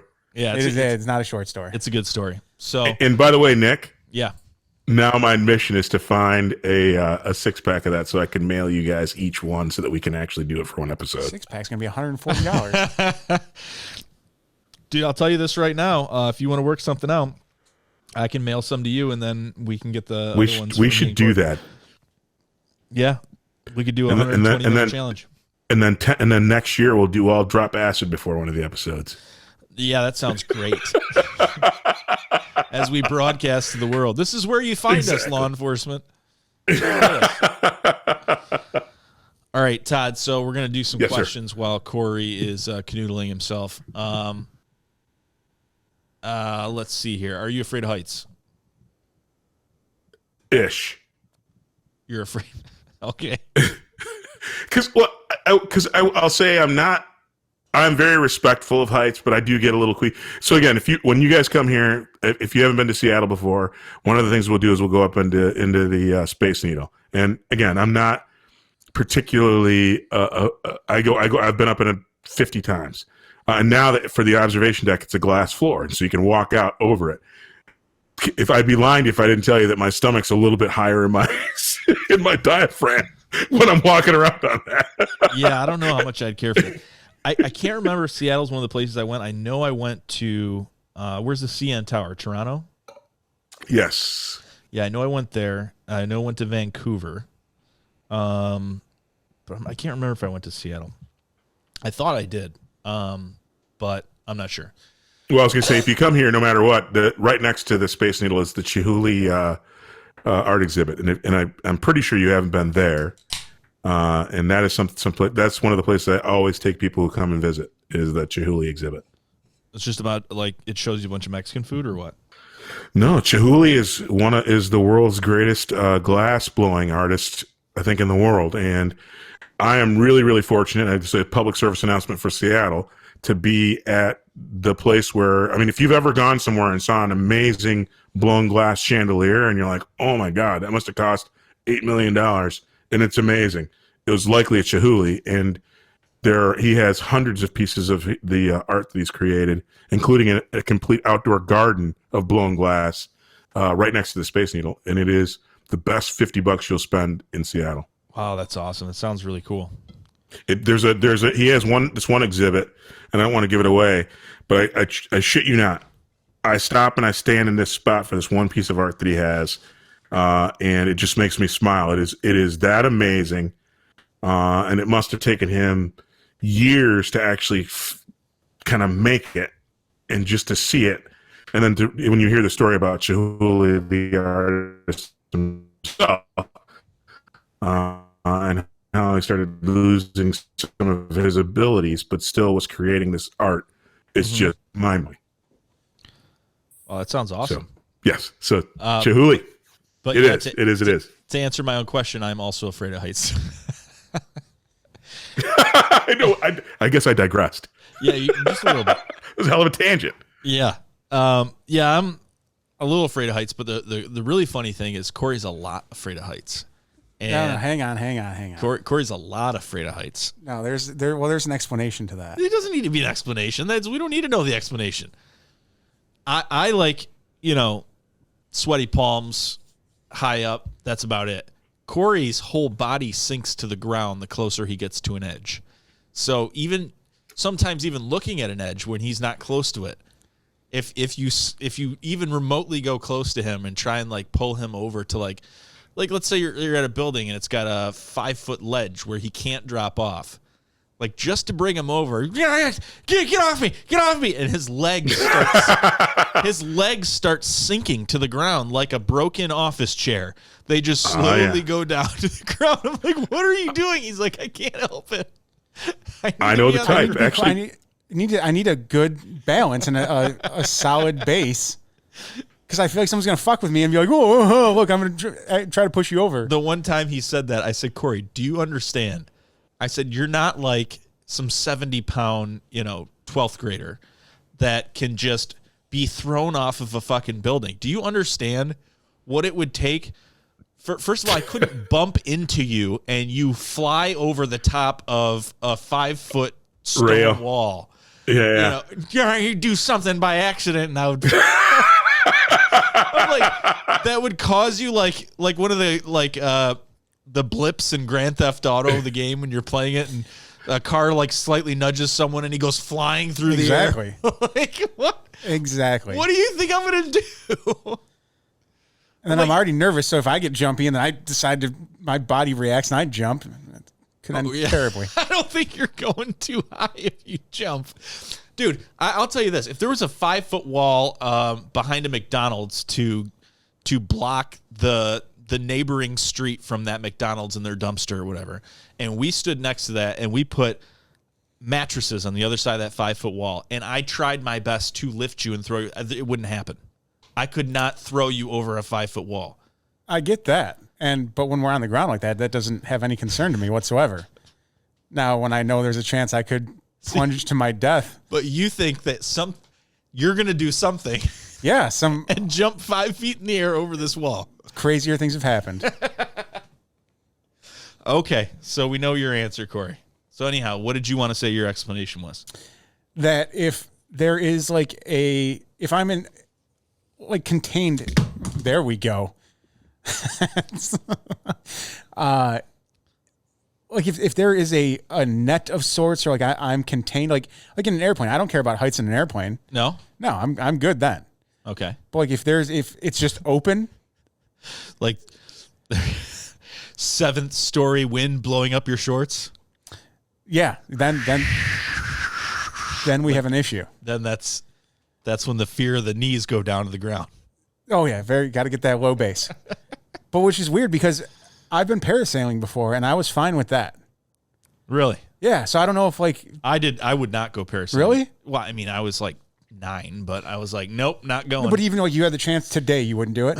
I'd probably do it today. But my dad, my grandma, who was 70 at the time, and my cousin and my brother all went. And I'm like, listen, one of my biggest fears is sharks. Okay. For whatever reason, once I get to the ocean, it doesn't matter. I'm like, oh, they're just in the movies. And it's fun to talk about being afraid of sharks, but when you're here, it's just water.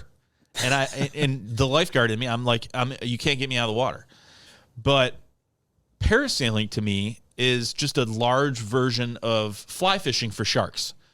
Because these morons, these morons drop you in the water. Most places, though, if you tell them not to dip you, they're not going to. Oh, okay. Yeah, we have it on video. Don't dip us. Don't dip. The guy would stop. Here, my brother and everyone, they drop into the water to where it would come up to their chest, and the guy would take off again. I'm like, okay, so basically this shark that has amazing vision could just see this. It happens all the time. I'm sure that they do this same route parasailing, so they probably get used to like, oh, here are those people again. Dude, let's see if we can grab onto them. Hang on. Not to mention, I think my brother or my dad or someone told me when they were going that because once you get up there, you see the shadows. Like you can see the sharks and different stuff. Well, yeah, from that height, you can. A shark can't see you up there, well, anyhow. If they were brook trout, they could. They almost, yes. They almost got dropped into a giant stingray. And I'm like, and the boat guy can't see it. So you're just coming down like, fuck that. Nope. See, I didn't, and they didn't dip us. Like we went right back onto the boat. But to me, it was weird because I am normally not a fan of heights. But being up there, like, and even the heart, like you're in just a climbing harness basically that just goes around your legs and is just enough to go under your butt. So when you sit down and you go off the back of the boat, like it's just enough to cradle your ass. Like, so even if you like lean forward, you're sliding into that harness and it's going right up into your legs and pinching your nuts. So sounds great. What if you don't have nuts? Then I guess it's pinching that clam. But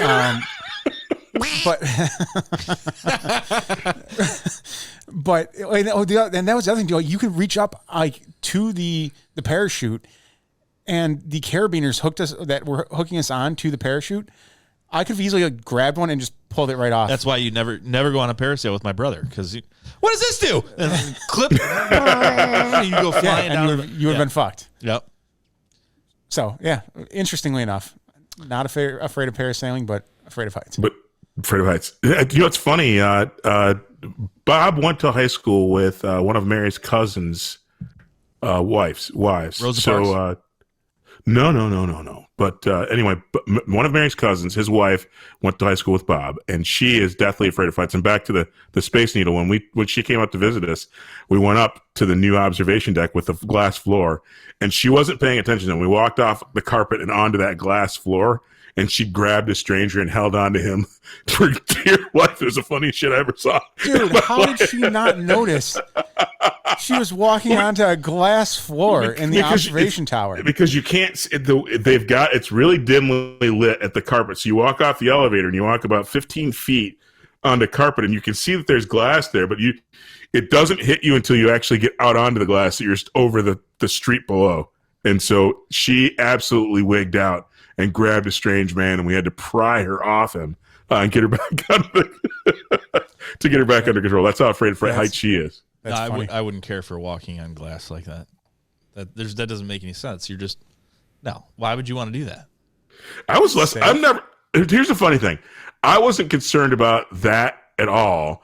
But every time I go up in the Space Needle, my bit of anxiety is, this will be the time there'll be an earthquake. And while it is designed to sway an earthquake, I'm like, I think that's going to freak me the fuck out if this thing starts freaking.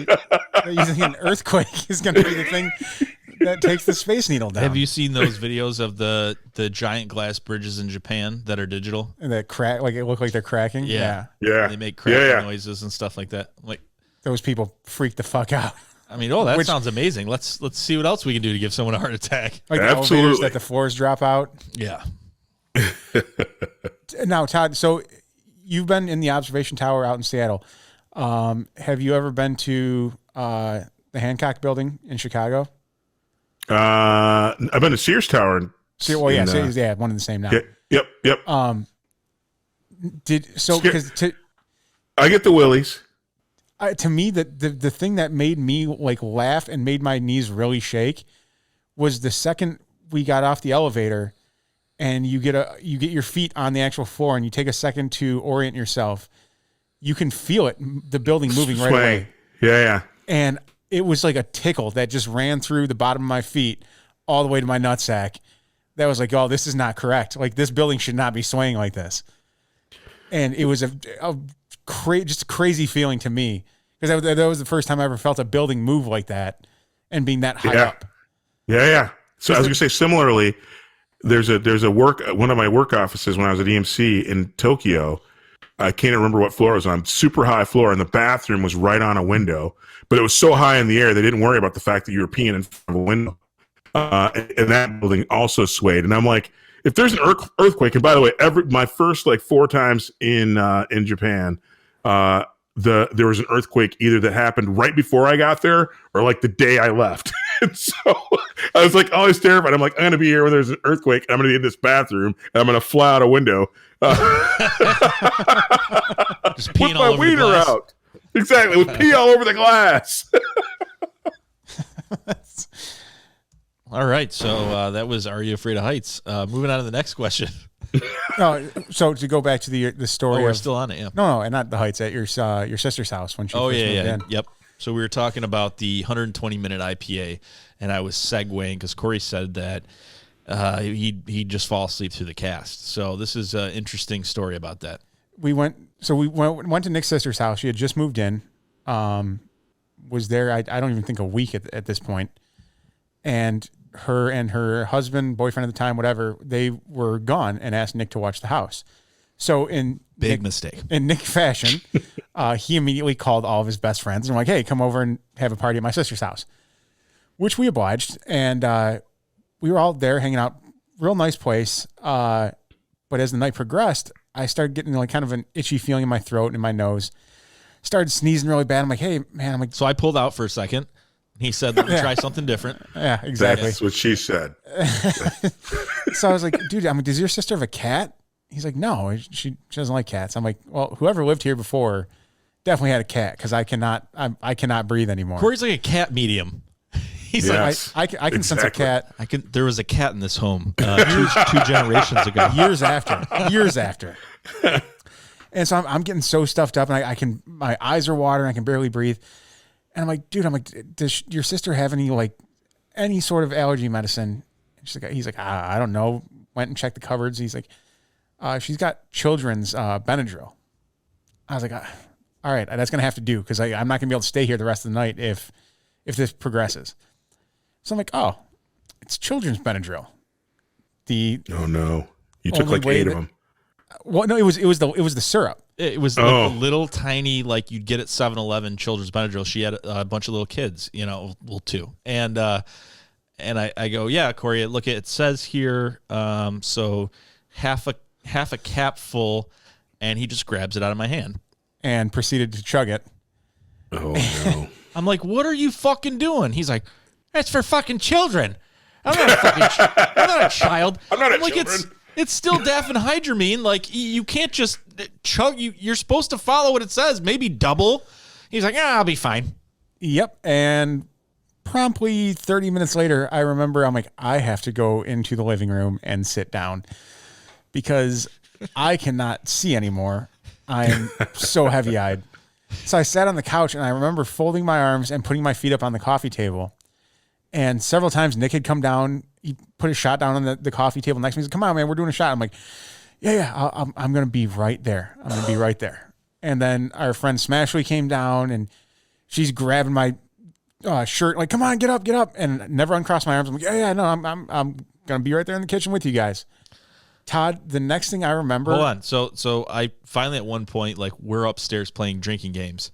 And to give you an idea of how far back this was, the drink of choice that was in the freezer that we purchased without guns to our heads was Jaeger. Yeah. Yes. And I remember pouring this thick, syrupy, disgusting fucking Jaeger, which I hate black licorice. And I was like, hey, I'll be right back. And so it was a tri-level. So I ran down into the sub living room, which was half underground. And that's where Cory is. And he had not moved for 4 hours with his arms crossed like an old man, legs crossed up on the coffee table. I'm like, Cory. He's like, nah. I'm like, what? Come on, here. If you're not going to come up here, just at least do a shot with me real quick. He's like, all right. Came to for a second, swigged the shot, arms folded, eyes closed, right back. And go ahead. Next thing I remember, was waking up at about 8 a.m, still with my arms folded, feet folded, or crossed, and up on the coffee table, to Nick's mom walking around the house, picking up after all the shit that we had trashed. Well, I shouldn't say we. Not we. I was going to say, you didn't do anything. I was out of it. And our friend Smashley following her around the house, just asking her question after question, not helping her with anything, just asking her a lot of questions. Ashley was so drunk. So at one point in that night, she, and by the way, this was, my sister implored me to have people over that night. So that's why I wasn't like, I didn't get my ass chewed out or anything like that. Like normally under those circumstances, my mom would have killed me. But my sister was like, nope, have friends over, just don't break anything. Because she was, only like 9 years older than me. So she was still at the time where she's like, oh, yeah, it's my house. You go ahead, And so we didn't really make a mess of the house. It was just normal cans and bottles and stuff like that. But I remember Ashley fell asleep on the granite countertop in the kitchen. With her feet on the stove. With her feet, like if you have like orangutan feet where you can like pick things up with your toes, her toes were like curled into gripping onto the spider burner of the stove. And so at the time I thought it was funny. Like, oh, I've tried to wake her up several times. She won't get up. So let me just turn the burner on for a second.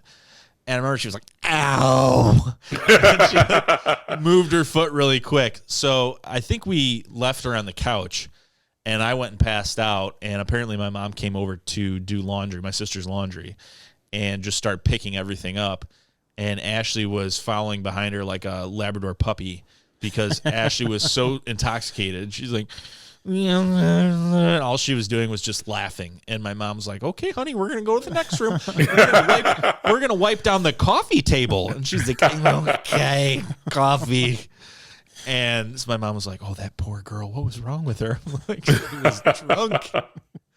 She's a little touched. She's like, that one kid wouldn't wake up. I'm like, yeah, he dosed himself on Benadryl. So dude, that's awesome. Did not move an inch for a But you could breathe.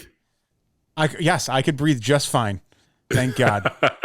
6 hours I sat on that couch with my feet up on the coffee table. How I was able to move the next day, I have no idea. That's awesome. We're gonna move on to pick of the week. We're gonna do this shot first, and we're gonna do pick of the week, and then we're gonna close it out because we're all right.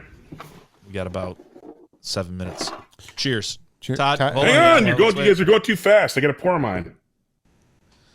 Nothing like pouring shots on an audio podcast. Word.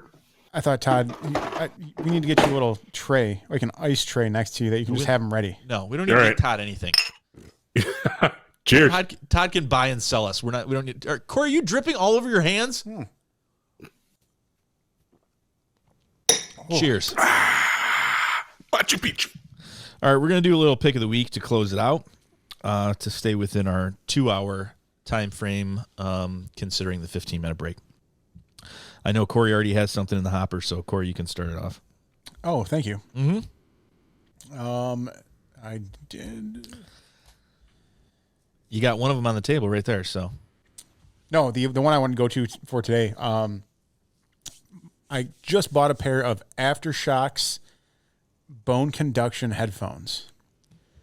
So what these are, rather than headphones that go over the ear or the in-ear headphones, they rest just on the outside, like basically on your temples, and you can hear everything insanely clear.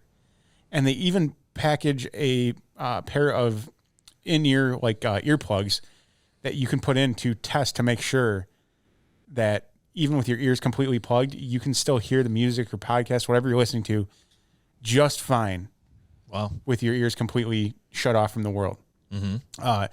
So at work, it's amazing because if stuff's going on around you and you have to answer phone calls or whatever, have to talk to people, all that, you can still have music on. Or what I do is put a podcast on, our podcast, the Schnozzcast, of course, and listen to that while I'm sitting at work and working. But I can still, I get a phone call or if someone is looking for me, I can still, hear them clearly and not be taken away by the noise cancellation, or noise canceling headphones.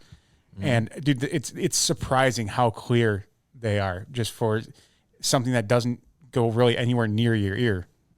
and you take them off. There's no sound. There's no sound bleeding from them. It's just all vibration. So once you put it, like I said, on your temple, that you're getting the sound coming through. Very reasonably priced. The pair I got were $60 from Best Buy. Solid buy. So if anyone out there needs a pair of headphones that aren't in ear or over the ear, and you can still go running, biking, you're out on the kayak, and you don't want to have noise canceling headphones on, definitely look into Aftershocks. Nice. Awesome. How about you, Todd? I have a pick of the week, and being that it's Michigan Day, since they won the Big Ten championship today, my pick of the week is Charles Woodson's Intercept Red Blend wine. And the actual really cool thing is it's a very good wine, and at least and again, my humble palate, it's about a $20 bottle of wine, so it's not something that's crazy expensive. But he's got a really good red blend. It's got Petite Syrah, some Zin, Petite Verdot, and some Merlot. The what? Merlot. Oh, okay. That's in most wines, isn't What it? does that mean? Yeah, it's a red grape varietal. Right. Bob, Okay. Bob does a better job of the French than me. It's Mourve with one of those crazy carrots over top. DRE. All right. I give you But A for effort. fabulous red blend. I am really into red blends, and I would recommend this to anyone who likes red wine. And I'm assuming that's referencing the infamous interception picture. No, it's the name of the. So I didn't realize that Charles Woodson was a winery owner. Neither did I. But he is, and he's actually got the first one that I've had is a solid A offering for 20, and especially at a $20 price point, I've paid much more for far worse. He's looking out for those students at U of M. Exactly. You know what picture I'm referencing, though, correct? Oh yeah. Okay. Just checking. I know Nick doesn't, Yep. so I'm not even going to bother asking. No, I don't. So my pick of the week is going to be for kind of an industry secret. Work with my Uncle Mike, who's an executive chef. When we need to get, any kind of produce, specialty, peppers, any kind of hot peppers, things like that, anything fresh. We go to Delbane Produce in Detroit. So it's right in the Eastern Market area. It's 2900 Rivard Street, Rivard. They open at 3 a.m. It's not a storefront. It's literally just a wholesale. It's a factory. You roll right up to where they roll up the trucks and the semis and stuff. They provide a lot of restaurants and stuff in the area with their food, and they're always super, super cool. You can just go right up to one of the roll-up doors. The entire the entire warehouse is a big fridge. So bring your coat, and you can just walk through, and they have anything you can think of. They supplied jets when I did they really? Yeah. Yeah, they're awesome, man. There's a guy that works there that kind of reminded me of, I don't know, kind of like Michael's old boss on The Office. Oh, Ed Truck? Yeah. I mean, he just kind of had that look. He was about that age, and he's one of those guys that, old school salesman, remembers your name, remembers everything, but is also meat and potatoes, no bullshit. Delbene's been around for some years. Yeah, he's not going to be like, oh, hey, it's good to see you again. He's going to be like, hey, what's going on, guys? Cory, what do you need today? And you tell him the 10 things you need. He'll get a scrap piece of paper out of his pocket, write it down. He'll be like, let me see what I can do. And he'll walk you through the whole place, and he'll do his best to not only show you where it is, but load up everything, get it ready for you. And I just appreciate people that are friendly but no bullshit. Yeah. I don't need a lot of frills. I don't need you to kiss my ass.